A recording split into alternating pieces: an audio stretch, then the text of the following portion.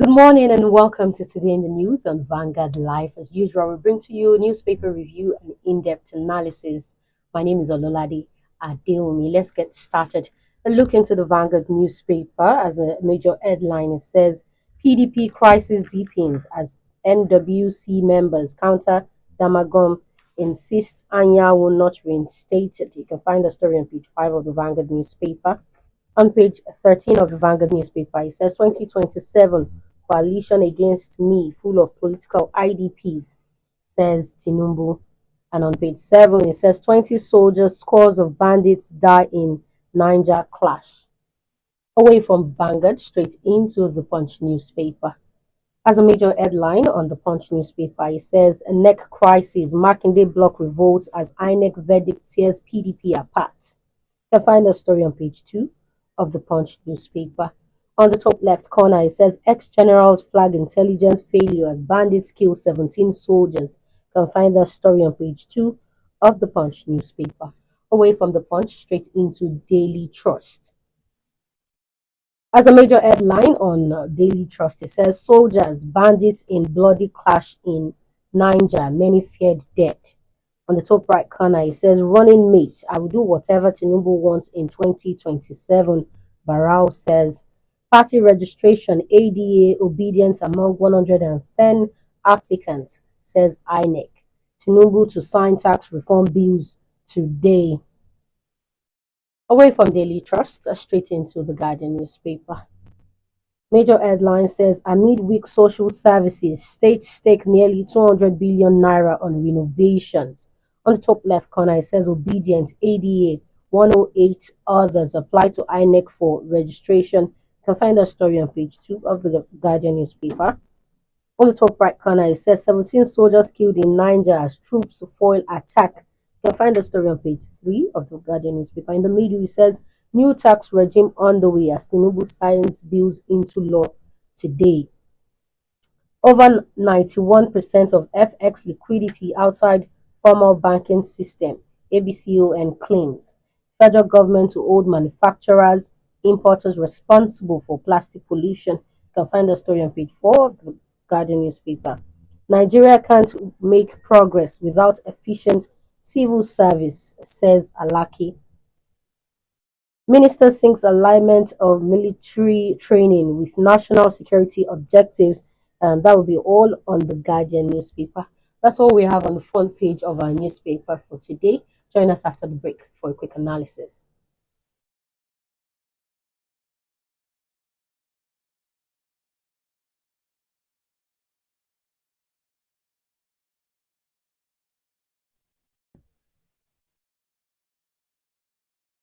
Welcome back. If you're just joining me, it's Today in the News on Vanguard Live. My name is Ololade Esther Adeomi. Joining me today for a quick analysis is Mr. Oludari Mayowa. He's a publisher at Global Financial Digest. Good morning, Mr. Oludari Mayowa. Good morning, sir. Good to be here today. Yes. Okay, so let's take a look into our top story. President Bola Tinubu is set to assent and sign several key tax reform bills into law today. And these bills include the Nigerian Tax Bill 2024, Nigerian Tax Administration Bill 2024, the Nigerian Revenue Service Establishment Bill in 2024, and Joint Revenue Board Establishment Bill as well. So let's go straight into the question. Can you unpack what's changing with this new tax framework, especially the shift from FIRS to the Nigerian Revenue Services? Okay, thank you very much. First of all, it's a commendable effort to reform the tax system entirely. Because when you look at the whole gamut of what we have before, we have multiple taxation from local government to state government to federal government. For example, in case of VAT, we have VAT collected generally. For example, in Lagos have a consumption tax. VAT and consumption tax are the same thing.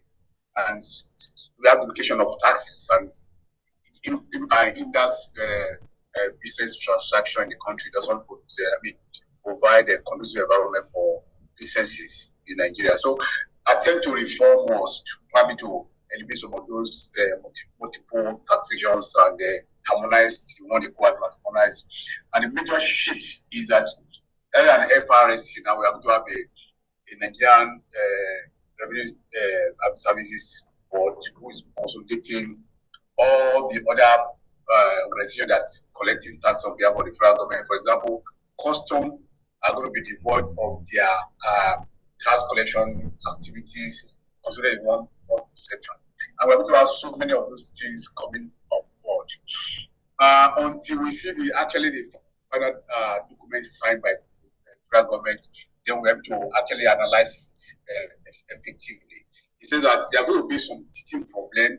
It says that, for example, we are taking away from our custom the part to collect revenue and consolidate on the central position. And we are going to see most of the states actually coordinating with the federal body in terms of revenue collections. Yes, it's a good idea, but you are going to face some teething problem. There are going to be some resistance in some area. Don't forget that, for example, let me examine, for example, cost of collecting revenue directly. They are going to take that away from them. So they are going to take a lot of money from them. Because don't forget that they collect revenue collection fee for the federal government. That is something called to government. Now they are going to take those resources away from them. So in case of other services, they are going to take away such revenue from them. It's going to affect their operation. Except government is going to have a way of funding them to ensure they are quality funded to carry out their function. So we are going to see a lot of one or two lapses going forward. It will cause a lot of confusion in the system. Except government has actually looked through and probably postpone the immediate implementation so that it can give to orientate the people who are going to work on this new system. But we are going to see as time goes on, but effectively, it may be a new down for Nigerian tax collections in terms of bridging the gap for evasions, avoidance of taxes, and the rest. So we are waiting for the entire document to Parosi to know which other lacunas are included in the document. But effectively, I can say it's a good step to the right direction. Okay, so let's look at this. Governors from the north and some other regions have argued that the VAT sharing model actually favors high consumption states like Lagos, Rivers, and even some critics have shared their concerns about regional inequalities, especially for the north and the southeast. So how justified are these fears for some of these governors? Well, I don't see anything in that really. Of course, I'm sure that the final be passing to government to sign today. So at least some of those little fears the Northern governor have voiced out. But my rich sense of it would is this supposed to be a federation. A federation, I wrote a report during the week, probably Monday, on structuring why we are not actually moving forward. Where we borrowed presidential system of government is United States. And there are independent of each federative unit. There are in terms of revenue generation and resource controls and independence. We have this thing. We have, for example, we have in US, for example, we have county police, we have state police, we have federal police, FBI. There's a place of collaboration. What we are presently having in Nigeria today is that we have a central board that collected revenue, harmonize it, they share to down the line to state, to local government and the federal government. And according to population, according to all those kind of things. It's not a fair way of revenue. But there are some states that they generated so much VAT, for example, and there's some states they don't probably generate nothing. And they receive more than this one generated where the money generated for. So there's no equity in our revenue allocation in this country. And I think the initial draft of the tax law was trying to address such inequity. That's why you see resistance for the northern part of the country. My own advocacy is that until we devolve power, until we devolve power operating where the powers, the people control their resources. Take, for example, oil retrieved from the south,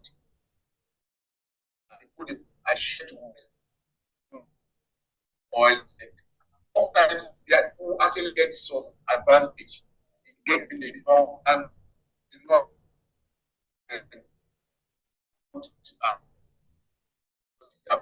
and government don't generate enough revenue from. So these are things that the anomalies in the whole system, the task law was trying to correct. So for me, I think we still have a long way to go to actually redress some of these anomalies in the system until we have a true federalism. You can see people are agitating because if governments are not able to focus on the area of strength, because Nigeria, where we are in a regional system, for example, Western region, northern regions were competing on equal ground.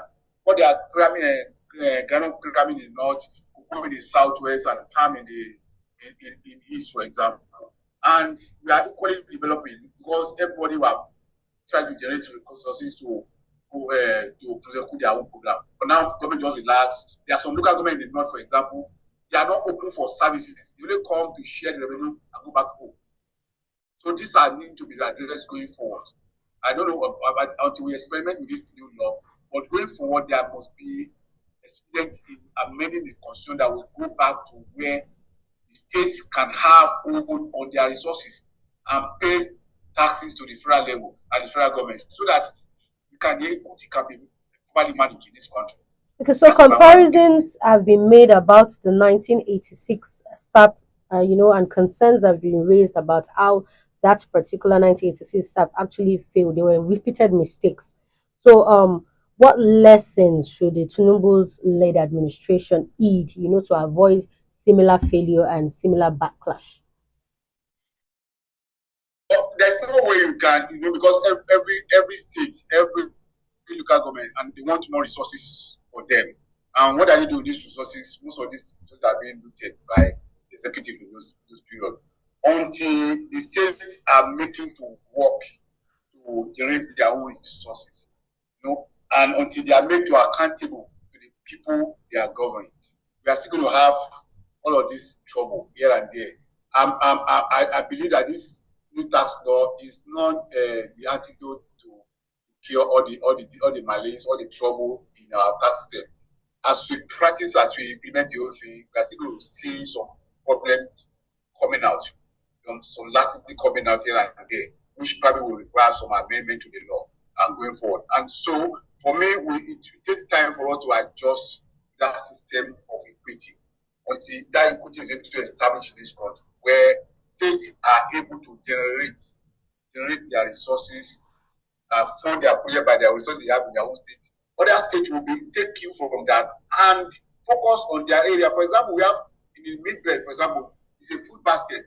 There are many investments that go to state government to focus on producing food that can feed the whole of West African coast. And they will generate enough revenue to fund their program beyond oil. Palm oil, for example, a barrel of palm oil is going above $1,000 per barrel. And oil is 78. Can see the inequality there. But because we are not focusing on our strength, because we have free oil money, so everybody relax. So until we get to that position, then we have equity. Then we can fast track our growth in this part of the world. So it is said that Nigeria's tax to GDP ratio is among the lowest in Africa. So how realistic is this claim that, this new reforms, this new tax reform would significantly increase our revenue? And what time frame should we be looking at to see some of these changes? It takes time for you to get research from us on these things. Why are we having low tax GDP? It says that most people they don't tax, most people evade tax. Most rich people, for example, they don't pay tax. They have a way of manipulating the system, and because of the corruption in the system, it's very difficult for actually to account for taxes generated from some of these people. So it's that corruptions. The company probably employ a consultant to help them to cook their books to make it look good so that government can pay less taxes. Until now, it takes time for the new organization to actually put in place structure that can to block all these loopholes and for us to have a major flow. But what expectation is that this new law will help to curb some of those loopholes and able to streamline some of those difficult way of collecting taxes and deploying of technology to accelerate tax collection. So it takes time. It takes. I mean, I'm not sure the result for this team is not this year. Probably next year, as time goes on, as start implementing it, start seeing result of increase in revenue. Yes, we can start seeing gradual increase, but we cannot see the leap, quantum leap people are expecting. So, what are like the In most short time, important early indicators Nigerians have to look for, to show that these tax reforms are working? the one we're going to see is for the central body to start agonize, for example, for example, we are going to eliminate some people are not going to be paying multiple tax. Maybe that was the incentive for dodging tax. If you are not paying multiple tax, they centralize already, harmonize on these things. It's an incentive for taxpayer to report and to pay because they're not double taxation any longer. So that will encourage people to submit themselves to taxation in this country, and it will encourage even those who are not paying tax, who are hiding their books, for them to now begin to pay because they are no longer paying multiple tax, which drain their revenue. So it's going to be an incentive, and it depends on the people who are managing this system too. Don't forget, Nigeria is a very corrupt country. It cut across both government, private sectors, and individual. So it's going to take a gradual step, but if the focus is going to be on how to curb corruption in the system to eliminate by deploying technology. So when we have technology, it's easy for people to harmonize their payment system, easy for people to qualify, people to pay. But when we make it easy for people to pay tax, they will pay tax. So the technology will make it easier and reduce those little leakages. But we cannot completely eliminate it. That's what I'm trying to say. Let's take a look at this economically. What could be the ripple effect, of this tax reform on inflation, consumer spending, our foreign investment, if these reforms are implemented today as planned? Yeah, I expect that with more revenue to the government, they are able to implement some fiscal projects that will impact the environment in terms of making the environment conducive for businesses. For example, if you're able to build more roads and improve the power system, for example, and be to have a way, maybe, for example, at the port, for example, if you are able to clear a good within a certain period, 24 hours, for example, it will ease the business environment. It help the productive sector to increase productivities because now there's power because of more money for government to fund the power system. The port is made efficient to reduce the delay period of transmitting raw materials to the factory, and moving your goods to other parts of the country will be easier because the road is well tight and there's efficiency. There's no bottleneck on the road. For example, some people are bringing agricultural products from the north. You find that in each state, there are people, local government carrying sticks and stopping those trucks, collecting money from them. That's why you have inflation. Most of the time, if you go to the hinterland, there are cheaper food in some of those places. But because of the cost of transportation, multiple taxation from local government to government, those trucks have to pay drop of money for those local government officials. These are the added to the cost of food and consumables. And those are things that push up the price of food that lead to inflation. But if you have to eliminate those options that you are traveling from here to north or north to the south, there's no local government official stopping you on the way, collecting taxes on you, agricultures and all those things. The prices of goods and services will come down. In the sense of it, we are going to see the effect if they are properly implemented. Let's go straight into our second topic for today. President Bola Tinubu criticized the opposition's alleged for 2027. He criticized the coalition, calling it a gathering of political internally displaced persons, meaning politicians who have lost their influence and are scrambling to revive their careers by uniting against him. Since Tinubu has described this coalition as PIDs, how accurate is that label, and what does it reveal about our incumbent perceive opposition tactics? We already entered the last lap to the election. We are saying 2 years away. But politicians start preparing for the next election, they did the one election. And that's what we are seeing. All the movement around you are seeing is towards grabbing power. And the truth is that it seems there's no opposition in this country today.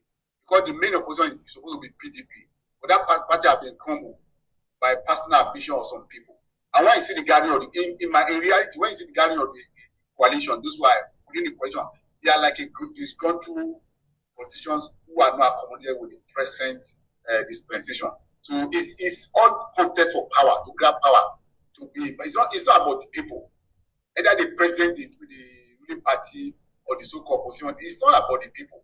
And that's why you are seeing all those movements and the rest and the language you are using. And you can, if for example you are holding a bowl of rice in your hand, and somebody wants that bowl of rice, and you want that bowl of rice, you do everything possible to protect the bowl of rice in your hand so that you can have sufficient of it.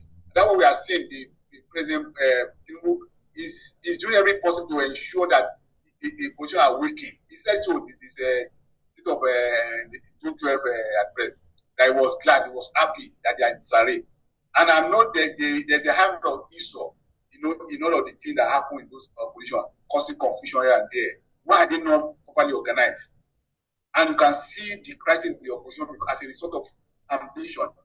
You are going to get to a point in the life of the coalition party or the whatever, when they need to choose their presidential candidates, where the old truth will come out.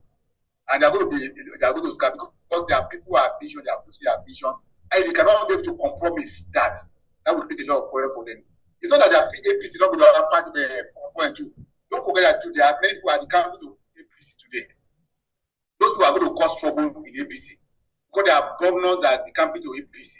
Don't forget that people are putting the line because they thought it's their turn to contest under the APC. So probably APC is going to give those people advantage in politics. Down the line, as National Assembly, State Assembly, there are people there too who have been loyal to APC. And so many people are coming for PDP now want to grab the ticket from them. Because of the crisis, it depends on how they are able to manage their crisis. That will depend on moving forward and winning the election. So I don't really care about the politicians. They are all one side of the same coin, belong to the same thing. So the tricks they are playing, like I said, it's not about the people. It's about personal interest. And that's why you are seeing them moving around here. You're still going to see a number of crises coming in the party when they're going to do their convention, their primaries to elect the candidate for the next election. That's why you're going to see the true color of the so-called unified forces. So recently, Atiku's coalition, cited the APC's 2015 merger as a template that they are using. Looking at the present fractures in PDP right now, how viable is, such grand opposition's unity for 2027? No, it's anomaly to Atiku to compare their coalition with the APC coalition. Don't forget, number one, the now President Bola Tinubu has control of Lagos State. That's a source of resources for him to fund the political party.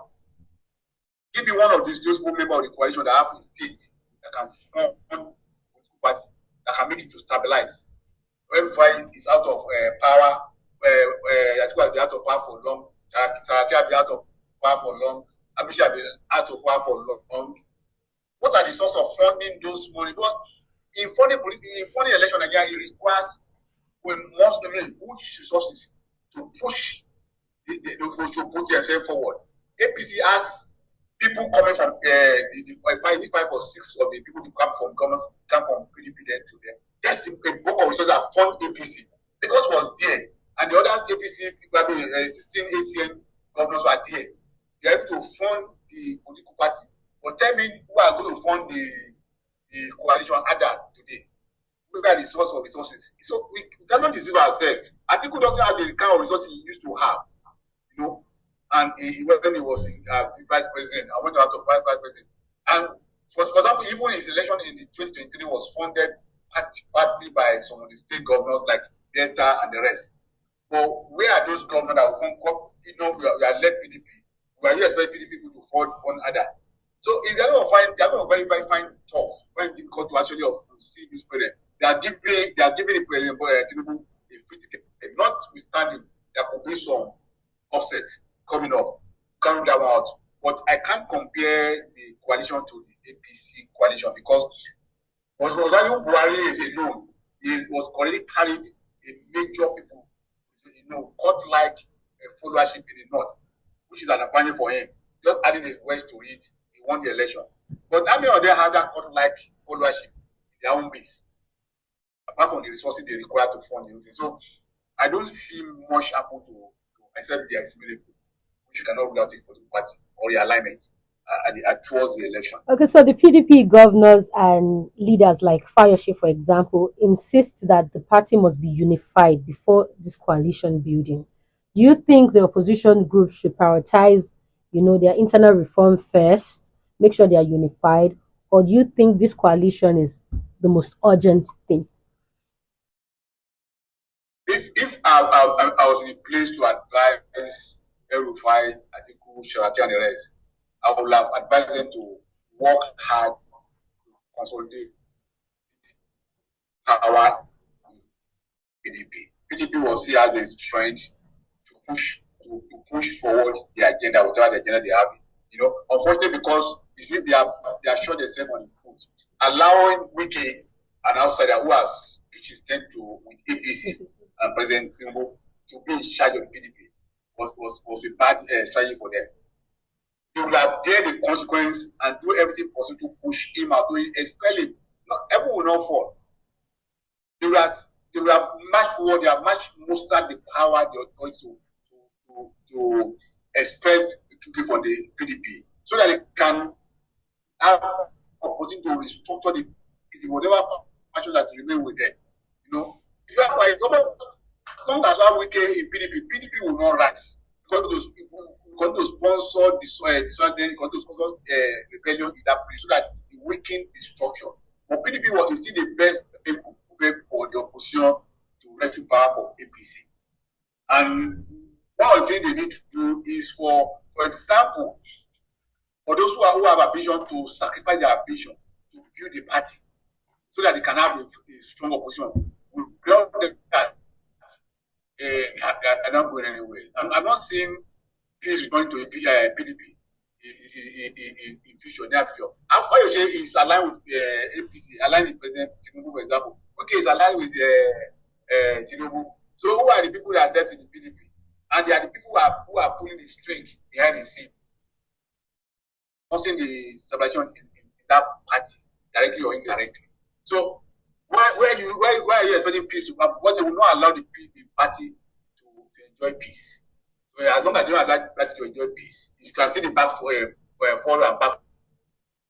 So the last question for today: what are the key milestones the opposition needs to hit between now and early 2027, just in time for the election, to be able to convert this talk of coalition into an electoral reality?